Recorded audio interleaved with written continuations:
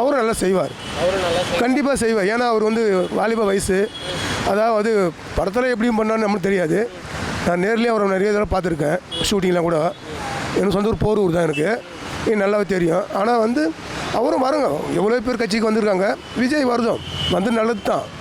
அதாவது அவங்களுக்கு டிஎம்கேக்கும் இவங்களுக்கும் போட்டி இருக்குது, ஆனால் பொறாமை இருக்கக்கூடாது. பொறாமை இல்லை, போட்டி இருந்தால் தான் ஜெயிக்க முடியும். இப்போ நானே வந்து சார் போடுறோம், அவருக்கு டிஎம்கே கூட மோதி பார்க்கணும்னு ஆசைப்படுறாரு. மோதினா வந்து பலம் இருக்கணும். மக்கள் யூத்து வந்து அவர் பக்கம் கண்டிப்பாக இருப்பாங்க. டிஎம்கே இருக்காங்க. இப்போ நான் சொல்கிறேன், நான் டிஎம்கே தான். ஆனால் இருந்தாலும் சரி டிஎம்கே போடுறோம், சரி அவரும் வந்து நல்லது செய்வாரா, அவருக்கும் ஒரு ஓட்டு போட்டு பார்க்குமே அப்படின்னு போட்டு பார்க்கணும். ஒரு எதிர்ப்பு இருக்கலாம், எங்களுக்கும் ஒரு இது இருக்குது.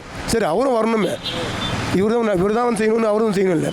அரசியலில் யார் வேணால் வரலாம், போட்டி கண்டிப்பாக இருக்கும். ஆனால் பொறாமை இருக்கக்கூடாது.